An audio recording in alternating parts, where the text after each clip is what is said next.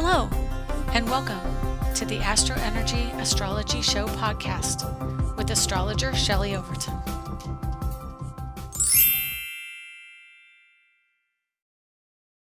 Hi, it's Shelley, and welcome to the June 17, 2022 edition of the Astro Energy Astrology Show with me, your astrologer in Orlando, Florida. I want to welcome you. This is the second time I will be giving this particular podcast. I recorded it already this afternoon for a full hour. And of course, Mercury in Gemini now means you do things twice. So this is my second time. And I'm also recording it on my computer for the audio in case something happens again this time. But we're going to see if we can do it, and we'll see what happens. Cross your fingers. So this week we have a very cool kind of astronomical event in the heavens, and that is after dusk, after the sun goes down, if you have a fairly good view of the horizon, you can see the moon, Saturn, probably not Neptune, but Jupiter, Mars, and Venus, and possibly Mercury. After the sun goes down, they'll all be right across the horizon. And so if you have a telescope, you're going to be able to see that wonderful phenomenon. So give it a shot if you can, even with your naked eye. If you don't have a telescope, you can see a good amount of the planets that are on the horizon. But if you have a telescope, you can also see Uranus and Neptune. And that will be something to look forward to for the next 4 days, 3 or 4 days, I think it is available. Okay, so today, Sun at 26 Gemini. I'm just going to give you the numbers and give you what they're doing, and then we'll go over what that means. So Sun at 26 Gemini. I don't know if you can hear, there's a helicopter going overhead. Hopefully not. It's pretty good with sound, I've noticed. Mercury at 3 degrees of Gemini. We have Venus at 23 degrees of Taurus, North Node at 22 Taurus, and South Node 22 Scorpio. Uranus at 17 Taurus and Mars at 17 Aries. We have Chiron at 16 Aries and Jupiter at 6 Aries. We also have Neptune at 25 Pisces, Saturn 25 Aquarius, and Moon at 11 degrees Aquarius, with finally Pluto at 28 degrees of Capricorn retrograde. So that's all of the main bodies in the heavens. And I'm going to do my best to not have to do a lot of editing with this podcast, since I knew the other one would have had quite a bit of editing. I'd really like to not have to do that so I can get this up in time for you all. Okay, so the moon in Aquarius, and of course, over the next 24 hours, the moon is going to be next to Saturn. And that means that we're going to have a real concentrated energy around rules and structure associated with technology, things that aren't normally restricted, which is the Aquarian energy. And that is, cryptocurrency is definitely going through its moment. Anything scientific or ideas, they're being reined in a bit by the structure of Saturn and also by the square between Saturn and Uranus. I'm going to jump up to the Uranus energy. Uranus at 17 degrees in Taurus, and the North Node is at 22 degrees Taurus, which means they're 5 degrees apart. And of course, North Node 22, Venus at 23, they are squaring Saturn. And because Uranus is so close to the North Node, it is definitely an approaching moment in time, which really culminates in August 1st. There will be Uranus, Mars, and North Node at 18 degrees of Taurus. So the storyline there is going to be about money. It's going to be about food and chemicals. It's going to be about whether or not you are truly engaged in your romantic story, your coupling. If you two are going to stay together, will be under that particular aspect as well. So Mars goes into the sign of Taurus coming up on July 4th, which is going to be pretty significant. As Mars moves through Taurus, we shift from this more aggressive assertive, oh, what's the other, ambitious energy of Aries into the energy of manifestation, of assertive energy, of aggressive energies. The storyline with Saturn square Uranus we've talked about before. And so it's going to affect all the Taurus areas that we are normally aware of. So the relationship, whether or not we're in a couple, how our money is, what technology and technological currency is going to do, cryptocurrency, space, how we look at space, how we look at chemicals in our food, where we are going with food. I've noticed more people in my environment have mouth and throat issues. I obviously right now I'm having some throat issues because my voice is a bit hoarse. And I've got other people in my family who have been having like acid reflux issues within the mouth. It's a thing right now. And part of that was Venus was right there on the North Node and Uranus creating this intense energy about understanding something going on. Kind of what I want to talk about with that particular energy is Uranus rules mental health. And of course, Taurus rules the body, the physicality that we come into this world and we express in through the Mars energy, through the first house. And then our body is represented by the second house. And so with Uranus in Taurus, it's about awareness, Uranus, in the energy of our bodies. And so whatever our belief system is, whatever our mental health situation is, it is expressed out through the body. Venus, being the ruler of that Taurus energy, is expressing out with the coupled energy of Uranus and then the North Node. So this is a moment of time where we have to really pay attention to what's going on with our diets, what's going on with our health and our body and our throat, the throat chakra, a belief system, and our desires. You know, are we doing what we truly desire? Are we able to bring in money through our desires? So, you know, that particular stellium up there with Uranus in the North Node and then any planets that transit are going to really highlight the awareness of physicality of something, whether it's our money, love, or our bodies, or throat. And as we get closer to August 1st, Mars comes in, of course, in July. And then by the end of the month, August 1st comes in, you know, and including the last week of July, we really start to feel this energy ramping up around that Mars-Uranus North Node conjunction. It's at 18 degrees.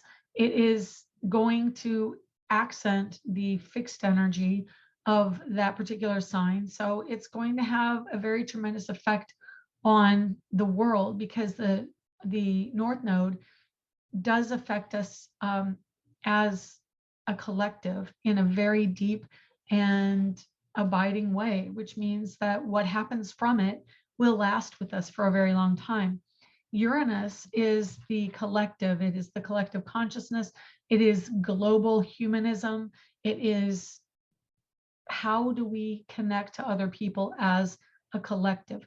And so with Mars on Uranus and Taurus and the North Node, look for earth events, look for earthquakes, look for lightning storms and storms in general because Uranus, earth energy. And then Uranus is also an air planet. It rules the air sign of Aquarius.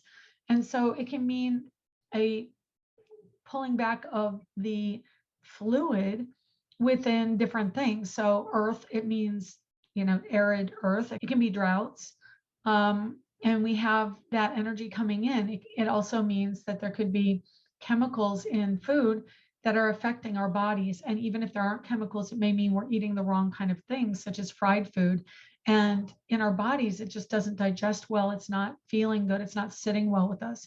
So we have to pay attention to that. And that's going to get more and more intensified as July goes along.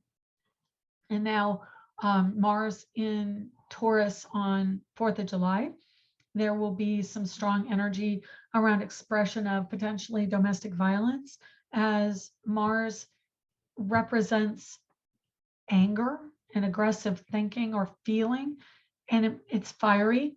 Moving into an earth sign, it expresses in the material world. So that energy can be expressed through domestic violence, sadly.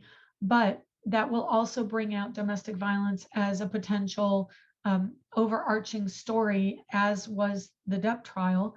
But there may be more of that coming along as we get into July, with Mars in Taurus coming up on Uranus. Jupiter at 6 degrees Aries, it is transformative, spiritually seeking, but at the same time, Aries is very much in and of its own mind and wants to express out through its own playfulness, through its own sporty nature or aggressive nature. It can be many things. So I know I mentioned violence a lot when I talk about Aries, but it's not just violence, it's sports and athletes. And so we can see, a tremendous expression of athleticism under the energy of Aries. And so Jupiter represents the team, Mars represents the athlete.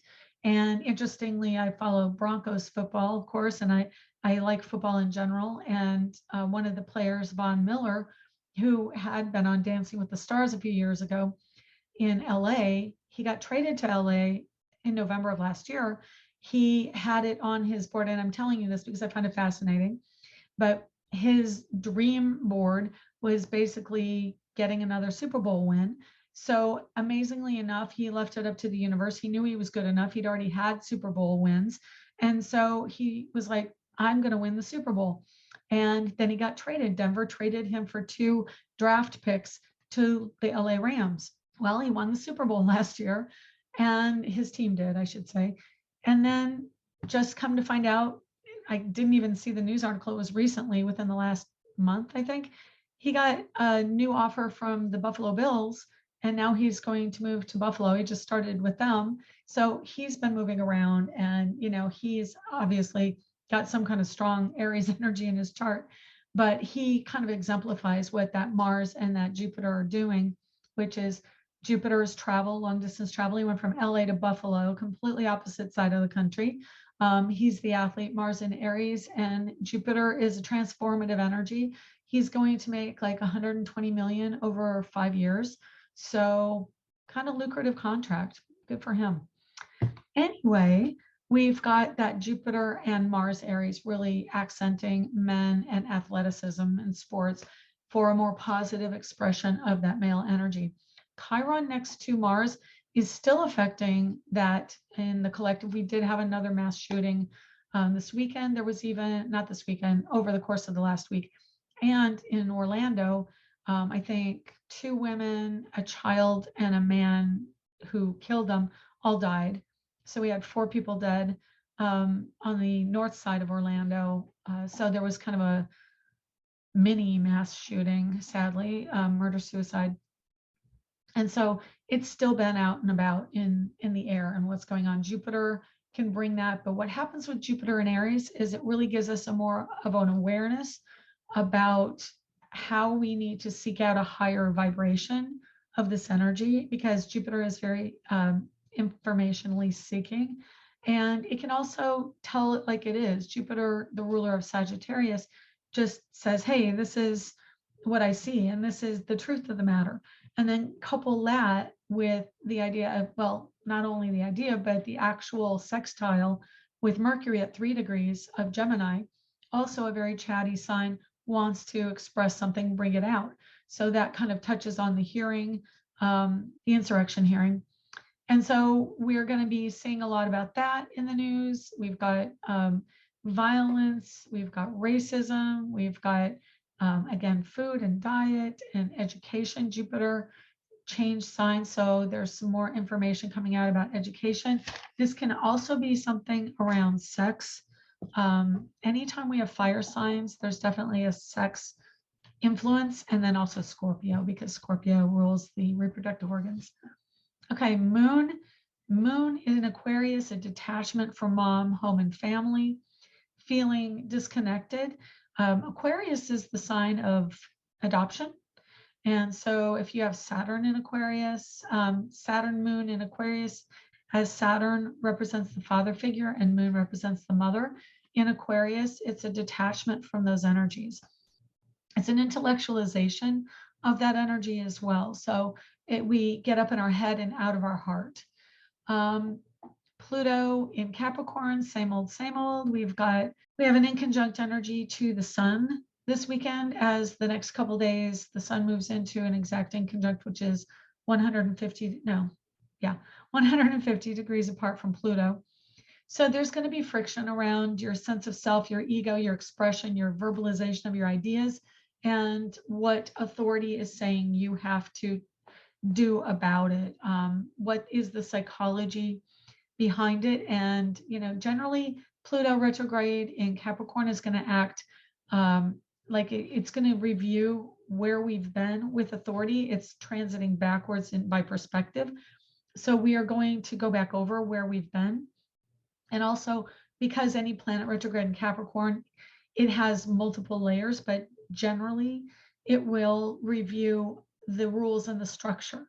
And so Pluto retrograde, Pluto psychology, and the mystery is going back over what was hidden. Pluto wants to look at what we have done in the past and what the structures and rules were. And in conjunct to the sun in Gemini, Gemini is the sign that really just wants to express itself and do its own thing. It doesn't want to necessarily be taken to task.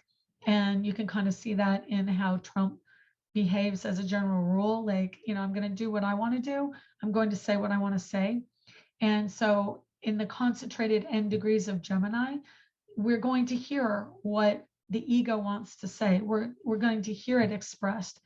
And then Mercury at the beginning degrees of Gemini, also very chatty, because Mercury rules that sign in air. And so it's about ideas, thinking, thoughts, children, reptiles, small pets, short distance transportation, locality or localization.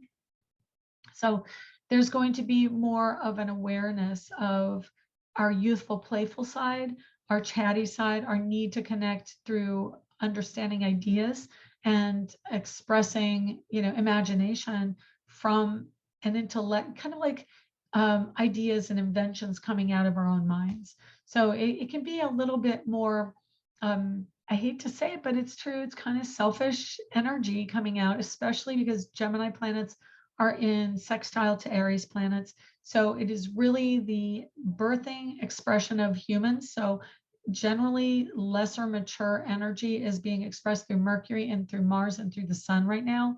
If you're in your lower energy, if you're in your higher energy, you're eloquent, you're able to connect to people through your words, you're a writer, you show a great deal of thought and ability to integrate what you're thinking into your expression.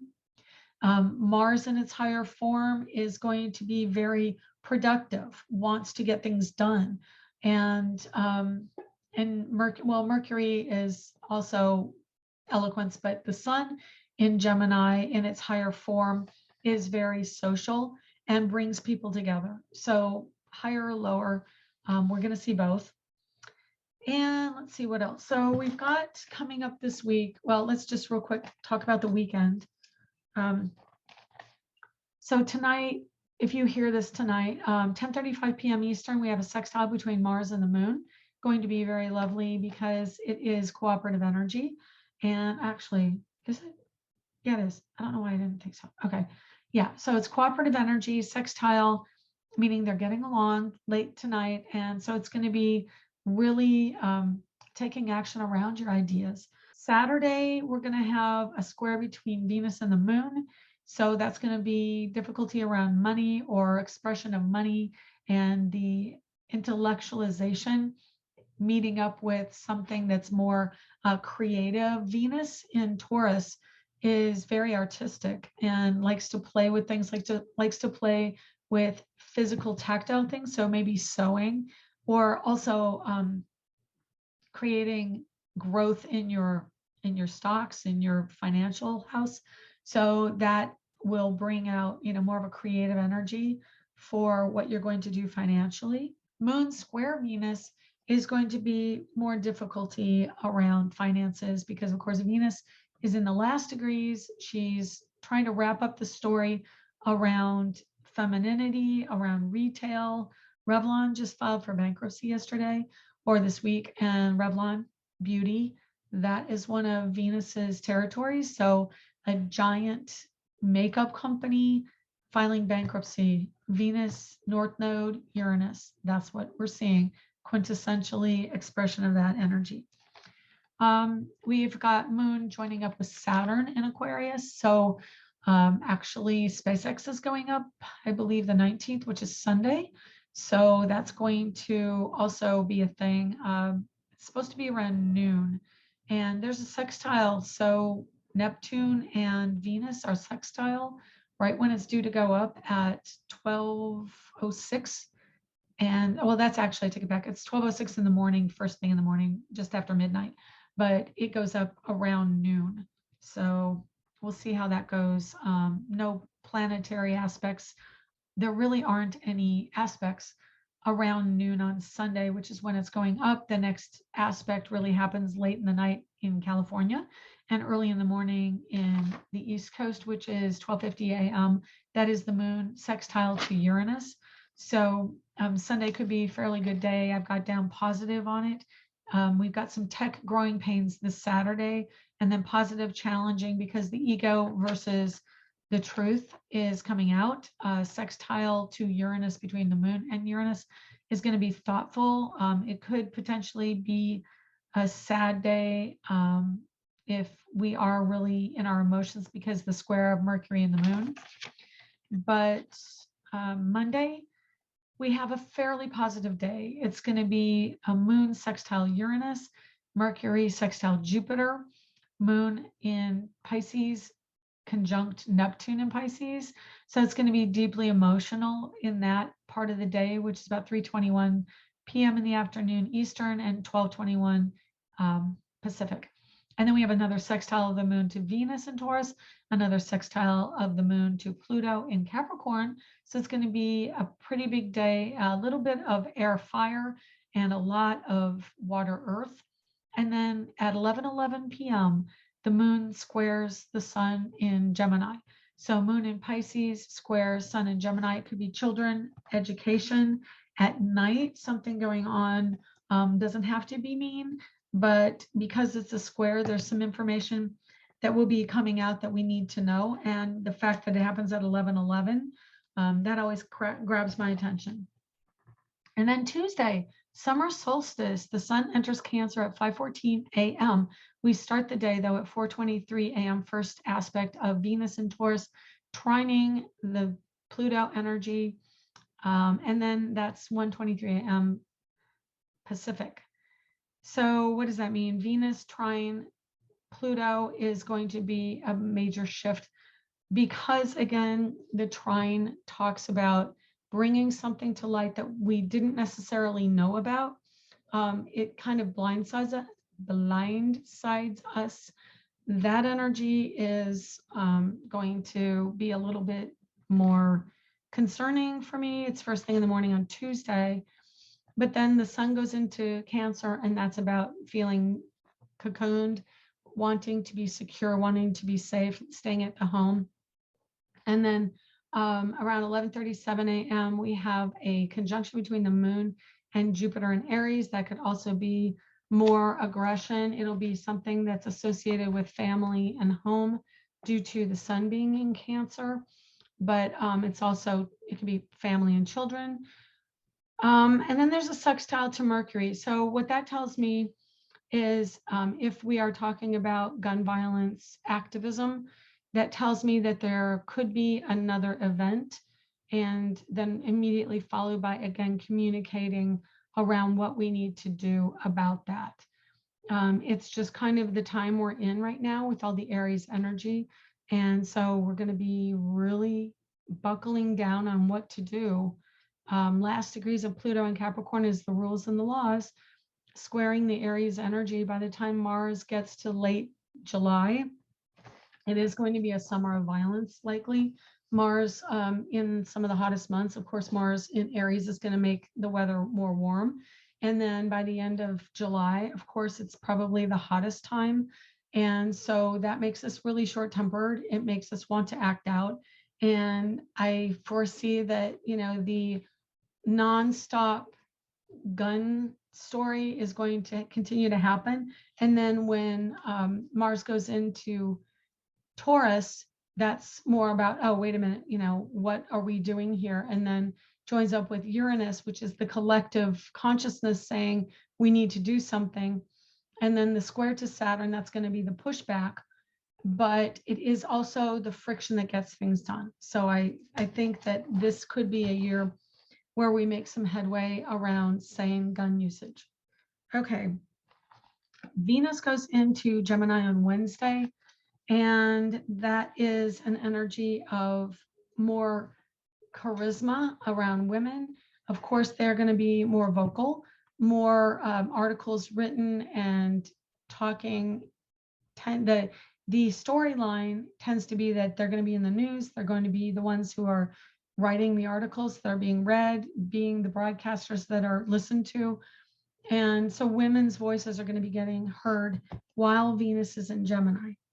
And later on Wednesday, we have a sextile between the moon and Saturn.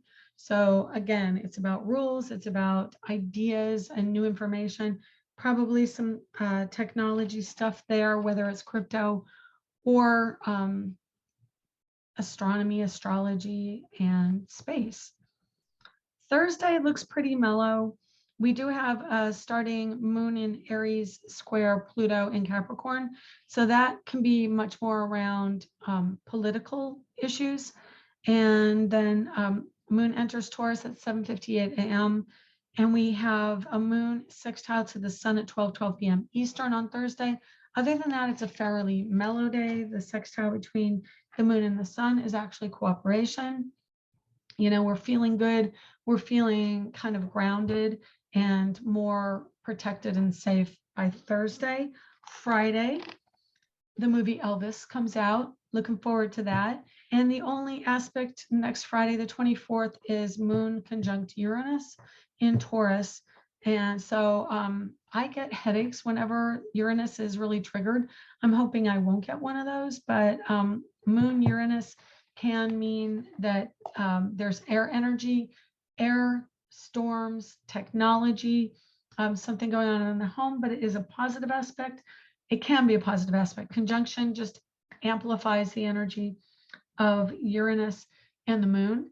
And so we are emotionally bonded to the energy of what Uranus is doing at this time. And it also means we can set up businesses around the home, Uranus, entrepreneurship, moon, home, Uranus, entrepreneurship. Okay, so that's pretty much what I have for you this week. I want to get this out. I kind of cut short some of the other stuff that I did. I was talking about how to read the aspects and triggers and things like that.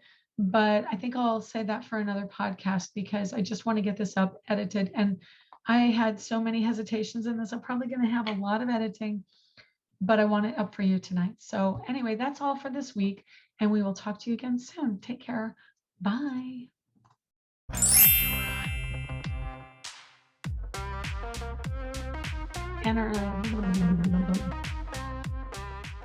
Hey, this is Shelley. I wanted to give you a heads up that there are a lot of new art prints at ShelleyOverton.com. So go over there and check them out. ShelleyOverton.com. Thanks. Hi, this is Shelley. Thank you for joining us this week. To contact me for a private reading, go to angeliczodiac.com under the Readings tab. Background music was provided by Kevin MacLeod at incompetech.com. To purchase my ebook, Learn Astrology, you can find it at angeliczodiac.com, including discounts. Be sure to check back next week and subscribe through iTunes at Astro Energy Astrology Show.